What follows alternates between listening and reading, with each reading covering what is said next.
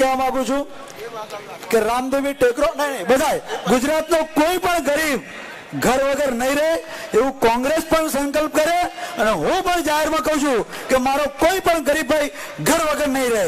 મહેરબાની કરીને વિષયને આપણે વેગ નથી આપતા। આપણી વચ્ચે ઉપસ્થિત આપણા જેને આપણે સાંભળવા આતુર છીએ એવા જિગ્નેશભાઈ મેવાણીને પહેલા એકવાર જોરદાર તાળીઓથી વધાવી દઈએ। બોલો રે બોલો, जोर से बोलो। देखो देखो कौन आया,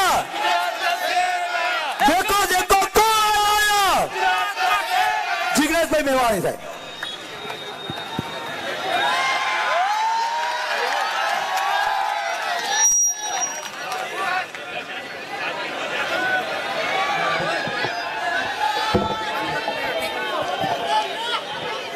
जय भीम।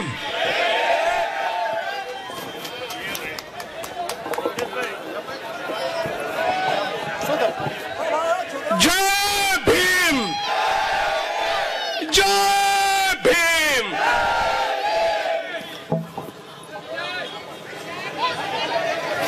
गुजरात का कुछ मैसेज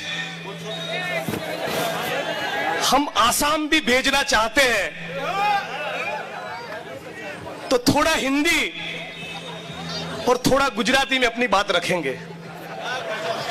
सबसे पहले मंच ऊपर के सभी हमारे संघर्ष के सम्माननीय साथी जगदीश भाई ठाकुर साहब, माननीय अमित भाई चावड़ा, अर्जुन भाई मोढवड़िया, बिमल भाई, दिनेश भाई, अशोक पंजाबी जी, पीछे मनीष भाई, मेरे मम्मी पापा और मंच पर जितने भी सम्माननीय साथी हैं, वो तमाम साथियों का मैं शुक्रिया अदा करता हूं कि मैं जब मुसीबत में था तो मेरे बीच में आकर खड़े रहे। साथियों, मैं चाहता हूं कि कुछ मैसेज आसाम में भी जाए, इसलिए थोड़ा हिंदी में बात कर रहा हूं। मैं जब जेल में था तो मुझे किसी ने बताया कि जिग्नेश भाई आप उस इलाके की जेल में हो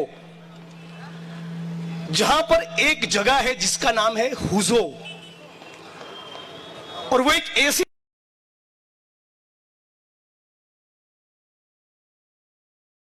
करने के लिए आते हैं जहां हिंदू प्रार्थना करने के लिए आते हैं और जहां बुद्धिस्ट बुद्ध वंदना करने के लिए आते हैं। तो आप उस जगह की जेल में हो, तो आज ये आसाम का गमछा पहनकर आसाम की उस संस्कृति को मैं सलाम करता हूं और उस हुजो नाम की जगह को भी वंदन करता हूं, विशेष तौर पे तब जब आज ईद का त्योहार है। तो पूरे मेरे विधानसभा क्षेत्र वडगाम के मुस्लिम बिरादर साथियों को भी ईद मुबारक, पूरे गुजरात को भी ईद मुबारक, पूरे आसाम को भी ईद मुबारक। और ये हुजो जैसी संस्थाएं, हुजो जैसी जगह आज जो हमारे बीच में मौजूद है, यही इस देश की सच्ची विरासत है। इस विरासत को मैं सैल्यूट करता हूं। साथियों, आज मैं दिल खोलकर कहना चाहता हूं कि मैं जब जेल में था तो मैंने जिसको जीवन में कभी रूबरू देखा नहीं, मैं जिनको कभी व्यक्तिगत तौर पे मिला नहीं, ऐसी अनगिनत माताओं ने मेरे लिए प्रार्थना की। उन माताओं को मैं सलाम करता हूं, उनको वंदन करता हूं। अनगिनत साथी लाठी खाने की तैयारी के साथ सड़क पर उतरे, उनके जज्बे को मैं सैल्यूट करता हूं। उन तमाम दलित अम्बेडकराइट संगठन को मैं सलाम करता हूं जो गुजरात और गुजरात के बाहर मेरे साथ खड़े रहे। और मैं खास तौर पे कहना चाहता हूं, राहुल गांधी जी आधी रात को मेरे लिए नींद में से उठे और कांग्रेस पार्टी के सभी वरिष्ठ नेताओं को सूचना दी कि जब तक जिग्नेश जेल में से छूट कर ना आए, मजबूती से उसके साथ खड़ा रहना है। और उसी मजबूती के साथ हमारे प्रवक्ता सुरजेवाला साहब, पवन खेरा जी, एससी डिपार्टमेंट के पूर्व चेयरमैन, के राजू साहब, गुजरात के हमारे सम्माननीय पीसीसी प्रेसिडेंट जगदीश भाई ठाकुर, असम के पीसीसी प्रेसिडेंट भूपेंद्र कुमार बोहरा, बारपेटा और कोकराझार की जेल के दोनों डिस्ट्रिक्ट प्रेसिडेंट, वहां के वकील कोंकण दास, भगवती जी और दूसरे जितने भी कांग्रेस पार्टी के वकील और कांग्रेस पार्टी के नेता मेरे साथ सॉलिडली खड़े लिए, उन तमाम साथियों के लिए जोरदार ताली हो जाए। और कांग्रेस पार्टी ने न केवल ये नारा दिया कि डरो मत, उन्होंने ये साबित करके भी दिखाया कि जिग्नेश हो या कोई भी छोटे से छोटा कार्यकर्ता हो, कांग्रेस पार्टी डंके की चोट पर उनके साथ खड़ी रहेगी और इन फांसीवादियों का मुकाबला करेगी। आज साथियों, मैं दो चार बातें आपके बीच में रखना चाहता हूं, लेकिन उसके पहले कबीर साहब की एक पंक्ति याद आती है, माटी कहे कुंभार से तू क्या रोंदे मोहे, एक दिन ऐसा आएगा मैं रोंदूंगी तोहे। मोदी और मोहन भागवत और वो तमाम लोग जो मनुस्मृति में मानते इस बात को समझ ले। और मेरे ट्वीट में क्या था, ट्विटर इंडिया ने मेरे ट्वीट को दबाया है, याद रखिए, अभी तक मैं उस ट्वीट को डिलीट नहीं किया हूं और इस जीवन काल में डिलीट नहीं करने वाला हूं। कल मैंने दिल्ली में प्रेस कॉन्फ्रेंस करके कहा कि मैंने तो केवल शांति और अमन का अपील किया था। गुजरात के मुंद्रा में जो मोदी साहब के करीबी गौतम अडानी का अड्डा है, वहां पर 1,75,000 करोड़ का ड्रग्स पाया गया। 1,75,000 करोड़, उसमें कोई जांच नहीं हुई, एक ट्वीट करने पर गिरफ्तारी हुई। कांग्रेस पार्टी ये डंके की चोट पर कहना चाहती है कि हम गुजरात और इस मुल्क की युवा पीढ़ी के रगों में जहां संविधान की विचारधारा का खून बहना चाहिए, वहां नशे को भरने नहीं देंगे। उस मामले में आप जांच नहीं कर रहे हो, मेवाड़ी की इंक्वायरी हो रही है, उसका रिमांड मांगा जा रहा है, उसको जेल में डाल रहे हो, लेकिन जिसके पोर्ट में 1,75,000 करोड़ का ड्रग्स पकड़ा गया, उस गौतम अडानी की कभी पूछताछ नहीं कही। वाह मोदी जी वाह। इसी गुजरात की दलित समाज की एक बहन ने कहा, जो भाजपा की महिला कार्यकर्ता है, कि उसके ऊपर भाजपा के एक मंत्री ने बलात्कार किया है, न उसका इस्तीफा मांगा, न उसके खिलाफ कोई एफआईआर हुआ, लेकिन ट्वीट करने वाले को जेल में डाल दिया हो। गुजरात के अंदर 2-4 नहीं, 22 एग्जाम का पेपर लीक हुआ, 22। उसमें कोई इन्वेस्टिगेशन नहीं, उसमें कोई जांच नहीं, लेकिन एक ट्वीट करने में मुझे जेल में डाल दिया। और ट्वीट में मैंने क्या कहा था कि महात्मा मंदिर का निर्माण करने वाले मोदी साहब, आप जब गुजरात आ रहे हो और गुजरात के वेरावल, हिम्मतनगर और खंभात में दंगे हुए हैं, तो कृपया शांति और अमन का अपील करिए। इसमें मैंने क्या गलत कहा? मान के चलिए मेरे विधानसभा क्षेत्र वडगाम में कभी दंगा हो जाए, मैं नहीं चाहता हूं कि कभी हो, तो बतौर एक गुजराती नागरिक, बतौर संविधान में मानने वाले एक भारतवासी के तौर पे, एक नेता के तौर पे मेरा जवाबदारी क्या बनता है? यही कि मैं जनता को शांति और अमन का अपील करूं। गांधी जी का चश्मा उतार कर स्वच्छता का कैंपेन चलाते हो, साबरमती आश्रम को रिनोवेट करना है, गांधीनगर में नौटंकी करके महात्मा का मंदिर बनाए हो, लेकिन दिल के अंदर गॉड से छुपा हुआ है मोदी साहब, पूरे देश को पता चल गया। दूसरा एफआईआर 19 तारीख को जगदीश भाई एफआईआर हुआ, सुबह 10 बजे कोकराझार से गुवाहाटी एयरपोर्ट आने में लगते हैं 5 घंटे। वहां से आप फ्लाइट लेते हो बेंगलोर का, वहां से फ्लाइट लेते हो अहमदाबाद का, अहमदाबाद से 140 किलोमीटर दूर वडगाम। एक दिन में ये अंतर कापा कैसे? मतलब के एफआईआर करने से पहले ही शायद इनका फ्लाइट का टिकट बुक हो गया था और इसीलिए कहते हैं ये पूर्व आयोजित एक षड्यंत्र है। और जब मेरी गिरफ्तारी हुई पालनपुर सर्किट हाउस से तो मैंने पूछा कि मैं भी लॉयर हूं, विधायक भी हूं, वकील भी हूं, कहा है एफआईआर? बोला नहीं देंगे। बोला कौन सी धाराएं लगी? नहीं बताएंगे। मैं बोला कोई बात नहीं, तुम्हारे साथ आने को तैयार हूं, तुम्हारी जेल की तैसी की तैसी, लेकिन एक बार मेरे माँ बाप से बात करने दो, उनको बताने दो कि मैं जेल जा रहा हूं। नहीं बात करने दिया। मेरे सीनियर वकील से बात करने दो, नहीं बात किया।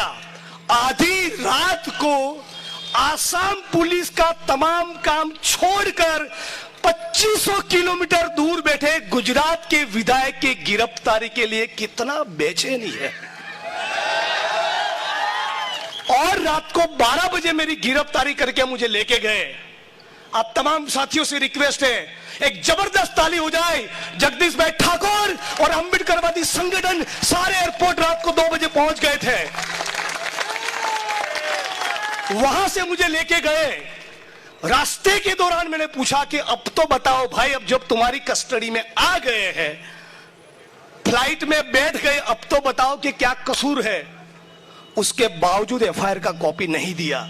आप सोच लीजिए, एक सिटिंग एमएलए के साथ जो वकील भी है, कानून को समझता भी है, उसके साथ ये हो रहा है, तो इस रामापीर के टेकरे में रहने वाले मजदूर दलित के साथ क्या होगा? बटन दबाओ तब ये याद रखना। उसके बाद गुवाहाटी से मुझे कोकराझार लेके जा रहे थे।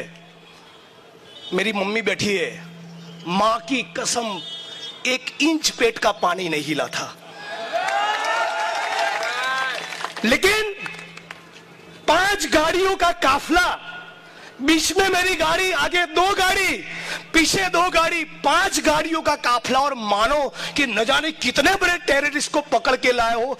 40 आसाम राइफल के जवान बड़ी बड़ी बंदूकों लेकर हमारा स्वागत कर रहे थे। और इन तमाम गाड़ियों में से महिला पुलिस कर्मी को हमारी ही गाड़ी में बिठाया।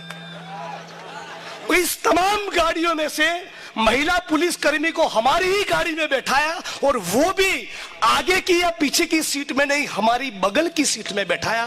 तभी हमको पता चल गया था कि जो लोग महिलाओं का जासूसी करवाए हैं, वो लोग षड्यंत्र करने के मूड में है।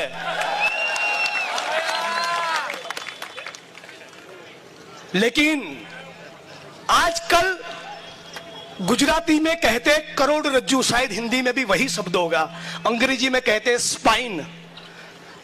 इस दुनिया में स्पाइन वाले लोग कुछ कम पैदा होने लगे हैं, जिनकी करोड़रज्जू मजबूत हो।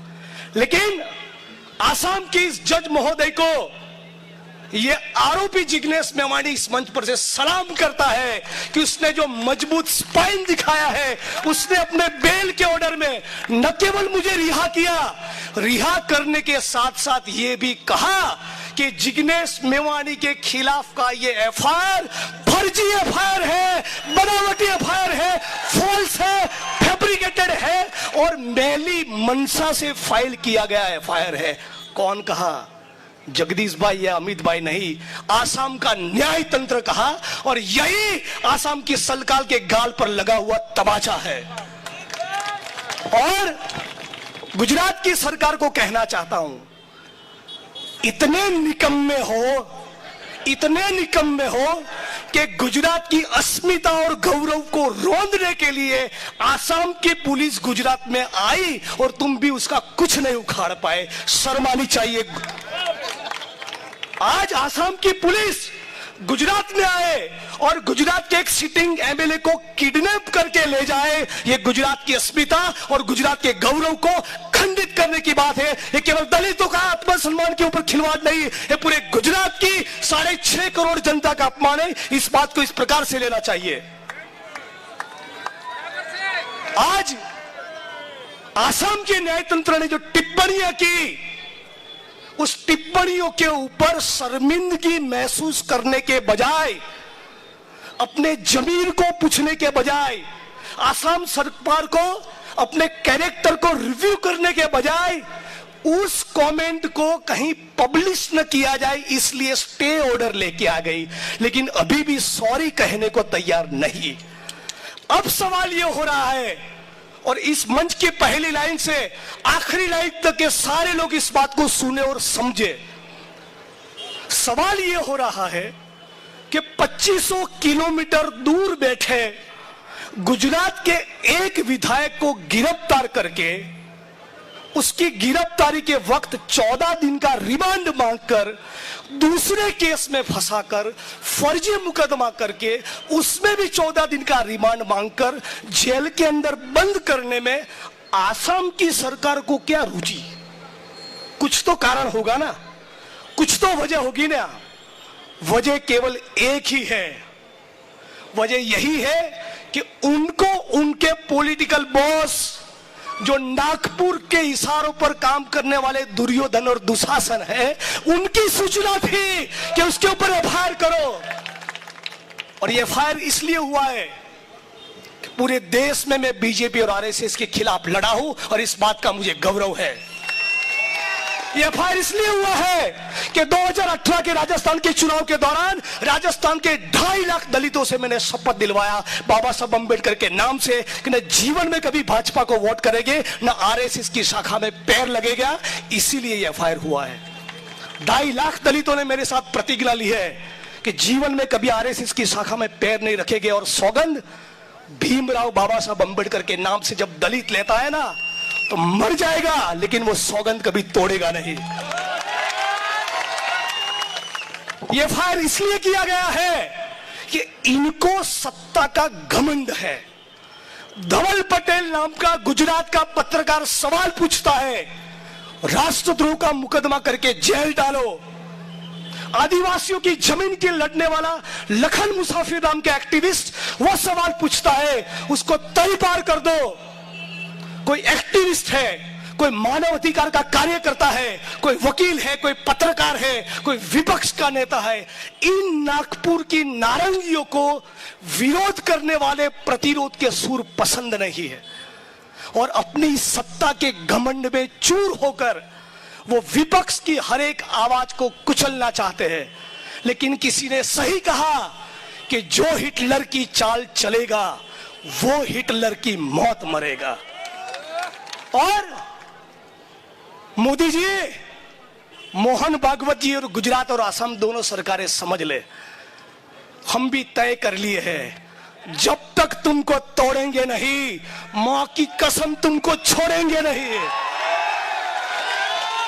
और मैं कभी भूलता नहीं हूं। और अभी सतीश भाई, हमारी टीम के साथी सुबोध भाई ने बताया, आप तमाम साथियों को भी ये याद रहे, ये मामला केवल जिग्नेश मेवानी का नहीं, इस बात को समझो, ये भारत के लोकतंत्र के ऊपर हमला है, ये भारत के संविधान के ऊपर हमला है। एक सिटिंग एमएलए को इस प्रकार से टारगेट करोगे तो गन्ना काटने वाला किसी मजदूर का हालत क्या होगा? कोई फैक्ट्री में काम करने वाला मजदूर कभी अपनी आवाज ऊंची न कर पाए, कोई ऑटो रिक्शा चलाने वाला गरीब आदमी अपनी आवाज ऊंची न कर पाए, कोई पुलिस कांस्टेबल बोल न पाए, कोई आशा वर्कर बोल न पाए, कोई आंगनबाड़ी की बहन बोल न पाए, कोई पत्रकार सवाल न पूछे, इसीलिए यह हमला बोला है। इस बात को समझना पड़ेगा। आज गुजरात के अंदर ऊना की घटना हुई। मंच के सभी सम्माननीय साथियों को कहना चाहता हूं, जगदीश भाई, आप, हमारी पार्टी और सारे लॉयर मिलकर अपना केस तो हम लोग लड़ लेंगे। इस केस को वापस करने के लिए मैं हाथ जोड़ने वाला नहीं, लड़ लेंगे। लेकिन ऊना के वक्त दलितों के ऊपर जो केस हुए, यदि इस सरकार ने उसको वापस नहीं किया तो डंके की चोट पर 1 जून को गुजरात बंद होगा, 1 जून को गुजरात बंद होगा। और जिस प्रकार से पाटीदार आंदोलन के केस वापस लिए, अच्छा किया, समर्थन में है। उनके भी 14 लोगों को मार दिया, वो भी अपने भाई है, इसी मिट्टी से बने हुए। लेकिन प्रधान जी ठाकुर नाम के बनासकांठा जिले के हमारे साथी को जेल में डाला है, उसको हम छुड़वा के रहेंगे। वो केस भी तुमको वापस लेना पड़ेगा। वडगाम विधानसभा क्षेत्र के अंदर मुस्लिम समाज के साथियों को प्रोटेस्ट करने पर 3 महीना 72 दिन के ज्यादा उनको जेल में डाल दिया। वो केस भी वापस लेना पड़ेगा और ऊना के वक्त जितना केस हुआ वो तमाम केस वापस लेना पड़ेगा। गुजरात की भाजपा सरकार, तुम अपना डंडा तैयार कर लो, मैं अपना सीना तैयार करके बैठा हूं। ये हमारा चैलेंज है। अब मामला केवल जिग्नेश भाई तक सीमित नहीं रहेगा, तुम्हारा तो बूच मार देंगे। जिग्नेश भाई के लिए तो खड़े रहने वाले बहुत लोग हैं, लेकिन 16, 17, 21 साल का वो बच्चा जिसको थानगढ़ में मानो कि कोई टेररिस्ट हो AK-47 राइफल से जिसको मार दिया, उस बच्चे की मां के लिए कौन लड़ेगा? हम लोग लड़ेंगे, हम अंबेडकरवादी लोग लड़ेंगे, इंडियन नेशनल कांग्रेस लड़ेगी। ऊना के पीड़ितों के साथ जो हुआ, आनंदीबेन पटेल गुजरात के मुख्यमंत्री के तौर पे याद रखिएगा, सब ऊना गई थी और ऊना जाकर वचन दिया था कि घर देंगे, सरकारी नौकरी देंगे, ये देंगे, वो देंगे, और वो सारे वचन मीडिया के सामने दिए थे और वो सारे वचन गुजरात सरकार के गुजरात नाम के मैगजीन में प्रकाशित हुए। एक भी वचन का पालन नहीं हुआ तो क्या कर्तव्य बनता है? बे तंबू खाड़ के फेंको 22 में इनका। ये हमको करके दिखाना पड़ेगा। यदि आपको लगता है, यदि आप अपने दिल पर हाथ रख कर कहिए, मुझे मालूम है आप लोग मेरे लिए सड़क पर क्यों उतरे, मुझे मालूम है, इसलिए सड़क पर उतरे क्योंकि आपको भी मालूम है कि रात को 2 बजेगा, 4 बजेगा और अत्याचार और अन्याय की घटना हुई और जिग्नेश भाई को फोन किया तो वो हमारे बीच में आकर रहेगा। मैं दोबारा आपको प्रतिज्ञा लेता हूं, बाबा साहब अंबेडकर की सौगंध खाकर कहता हूं, गुजरात में और इस मुल्क में जब भी दलितों के ऊपर, आदिवासियों के ऊपर, मुसलमानों के ऊपर, ओबीसी के ऊपर, किसान के ऊपर, मजदूर के ऊपर जब भी अत्याचार जुल्म होगा, हो सके उतनी जगह पर मैं आपके बीच में आकर खड़ा रहूंगा। इस बात का मेरा प्रॉमिस है। अपने लिए तो बहुत लोग लड़ते हैं, थोड़ा दूसरों के लिए जिए तो उस जीवन का कोई मतलब है, तभी उस जीवन की कुछ सार्थकता है। तो आज जो पुलिस के कर्मी खड़े हैं उनका भी पे ग्रेड बढ़ाना पड़ेगा, वरना 1 जून को गुजरात बंद होगा।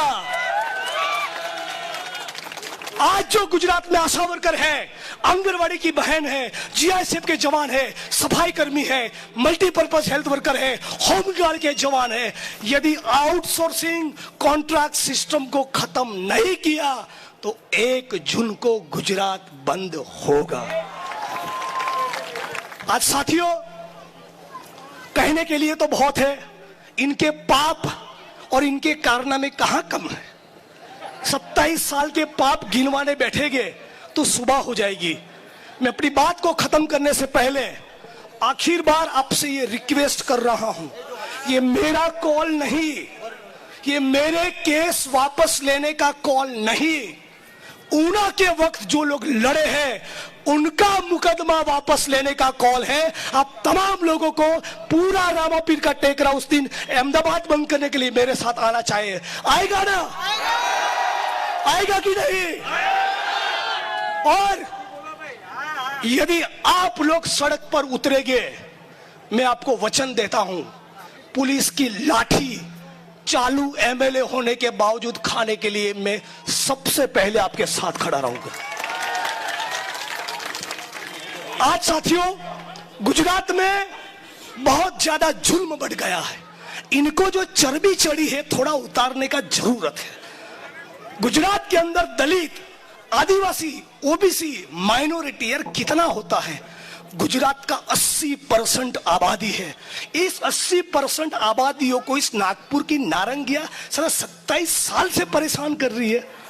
अभी तो थोड़ा उनका जूस निकालो यार, अभी तो उनका जूस निकालो। और पुष्पा स्टाइल में कहता हूं, झुकेगा नहीं।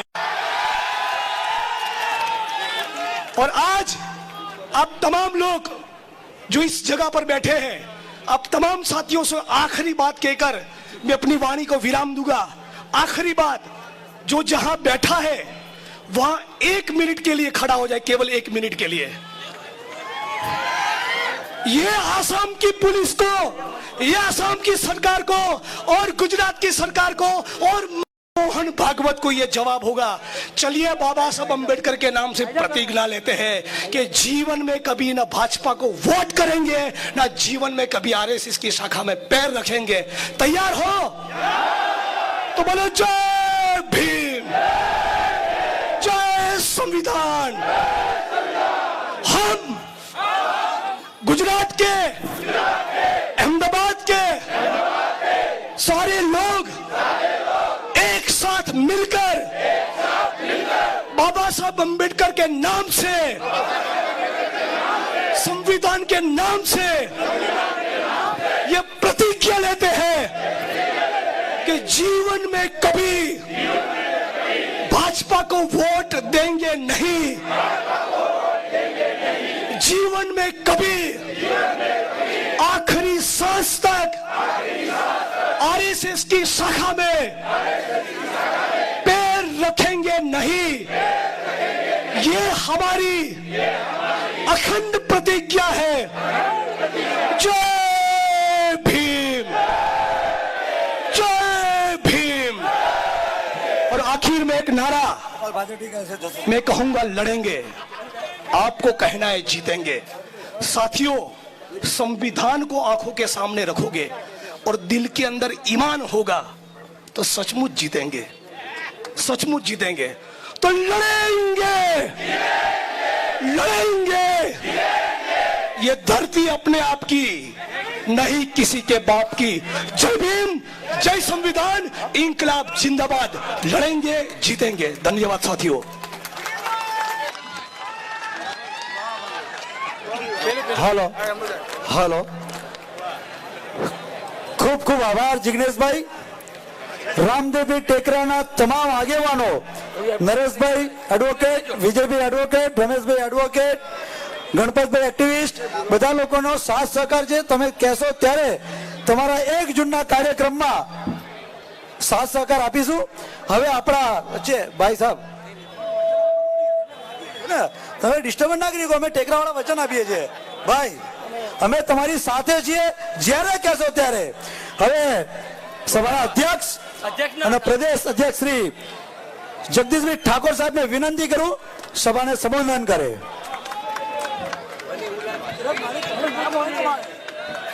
ભાઈ શ્રી જિગ્નેશભાઈને ટેકો આપવા માટે, એને બળ અને શક્તિ આપવા માટે ઉપસ્થિત માન્ય અર્જુનભાઈ, માન્ય અમિતભાઈ, અમારું પ્રદેશનું નેતૃત્વ અહીંયા ખૂબ મોટી સંખ્યામાં ઉપસ્થિત આંબેડકર સંસ્થાઓ સાથે જોડાયેલા સૌ સામાજિક આગેવાનો, રાજકીય આગેવાનો, રામાપીર ટેકરાની તમામ સંસ્થાઓ, આગેવાનો, ભાઈઓ બહેનો ને યુવાન દોસ્તો, હું તો આપ સૌનો આભાર માનવા માટે આવ્યો છું કે અમારા જિગ્નેશ મેવાણીને જે બળ આપ્યું, જે તાકાત આપી અને જે તમે સૌએ આશીર્વાદ આપ્યા છે તે બદલ ગુજરાત પ્રદેશ કોંગ્રેસ સમિતિ વતીથી તમારો આભાર માનું છું, તમને નતમસ્તક પ્રણામ કરું છું અને આવતા દિવસોમાં પણ આવા લડાયક યોદ્ધાની સાથે તમે હરમેશ રહેશો તેવી આશા રાખું છું। जिग्नेशભાઈ, કોઈકે કહ્યું છે कि जब रात है ऐसी मतवाली तो सुबह का आलम क्या होगा।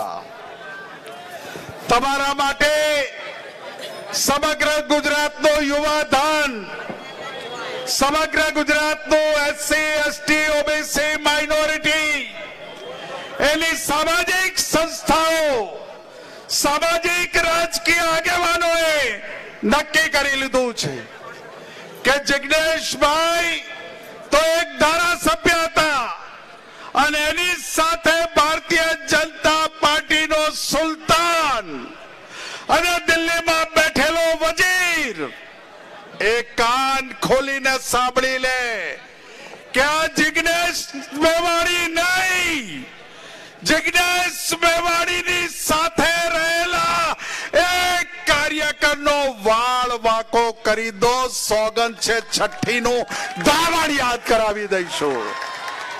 અને વંદન કરવા આવ્યો છું જિજ્ઞેશભાઈના માતા પિતાને. વંદન કરવા માટે આવ્યો છું એ જિજ્ઞેશભાઈની સાથે લડવા વાળા સામાજિક યોદ્ધાઓને. વંદન કરવા માટે આવ્યો છું કે એ એક પણ મુસલમાન નથી અને મુસલમાન માટે હું લડીશ આવી વાત કરવા વાળી વિચારધારા જિજ્ઞેશ મેવાણીને સલામ કરવા માટે આવ્યો છું.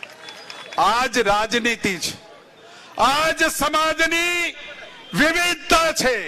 આ દેશમાં આ દેશનો સુંદર મજાનો બગીચો જે તૈયાર થયો છે એ બગીચાને જાળવવાની જવાબદારી આપણી છે.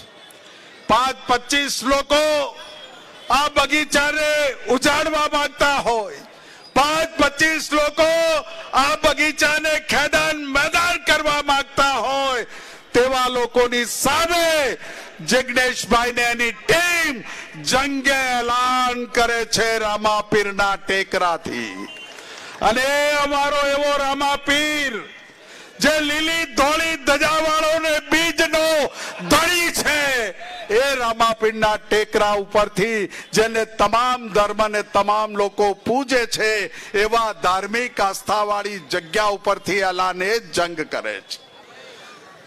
હું વંદન કરું છું એ આસામના જજ, હું વંદન કરું છું ગુજરાતની ગુજરાતીઓ વતીથી એ આસામના ન્યાયાધીશને કે જેણે ન્યાયના પાના વાંચી અને એવો ચુકાદો આપ્યો કે હિન્દુસ્તાનના શહેનશાહ અને વજીરને જિજ્ઞેશ મેવાણીના નામની લમણામાં તાણ આપી દીધી. એ જજને હું સલામ કરું છું, એ ન્યાયપાલિકાને હું સલામ કરું છું જે સુલતાન અને વજીર દિલ્હીમાં બેઠા છે. એ સમજ્યા છે કે અમે ધારીએ ત્યારે કોઈને નચાવી શકીએ, અમે ધારીએ ત્યારે કોઈકને જે કહીએ કરાવી શકીએ. પણ તમાચો છે જિજ્ઞેશ મેવાણીના નામનો કે એણે કહી દીધું કે તમારી આસામની નહીં, તમારું ચાલતું હોય ને અમેરિકામાં પેલા આવ્યા હતા એની જેલમાં મૂકો ને તોય અમને ફરક નહીં પડે. એવા વિરલ વ્યક્તિત્વ અને યુવા ધનને વિનંતી કરું છું, તમને સૌને વિનંતી કરવા માટે આવ્યો છું. 2022ની ચૂંટણી એ કોઈ વિકાસના મુદ્દાની ચૂંટણી નથી. 2022ની ચૂંટણી એ ભાઈ ભાઈ વચ્ચે ખૂનની હોળી કરવાની ચૂંટણી ભાજપ લડવા આવવાનું છે. 2022ની ચૂંટણી એ સમાજ વચ્ચે કત્લેઆમ કરાવવા વાળા લોકો આ ચૂંટણીનો ચક્ર વ્યૂહ લઈને આવવાના છે. ત્યારે સજાગ રહીએ ગુજરાતી તરીકે, સાવધાન રહીએ ગુજરાતી તરીકે. એ ગાંધી અને સરદારની ભૂમિ, એ ભૂમિને વંદન કરીને 2022નો ઇતિહાસ આવતા દિવસોમાં આપણે આપણી જરૂરિયાત વાળી સરકાર, આપણો ન્યાય કરવા વાળી સરકાર, આ રામાપીરની જે ચાલીઓ છે કે અમદાવાદની જે ચાલીઓ છે એ ચાલીઓની જગ્યાએ 15 માળની બિલ્ડિંગો બની અને આમાંથી અમારો કોઈ કલેક્ટર, મામલતદાર કે એસપી બને એ વિચારધારાને મજબૂત કરવા વાળી સરકાર તમે લાવો. એ જ વિનંતી સાથે ફરીથી આયોજકોને નમન કરું છું, વંદન કરું છું. તમારા હોસલાને પરમ કૃપાળુ પરમાત્માને રામાપીર પાસે પ્રાર્થના કરું છું તમારો હોસલો બુલંદ રાખે. એ જ વિનંતી સાથે જય હિન્દ, જય ભીમ.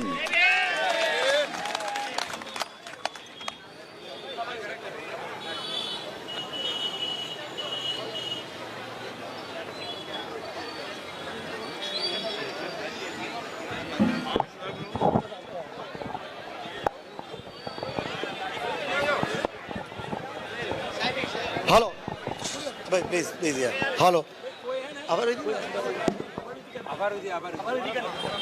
હવે નહીં, મહેમાનો અને પધારેલા બધા જ લોકો માટે આભાર વિધિ એડવોકેટ શ્રી નરેશભાઈ કરશે.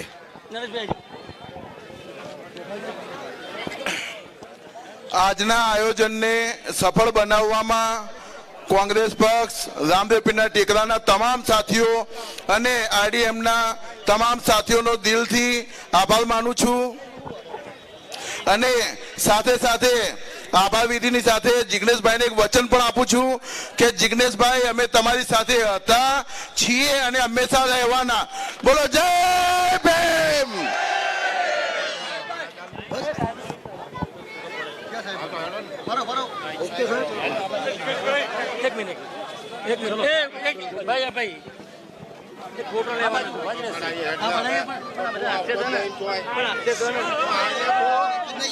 Hello hello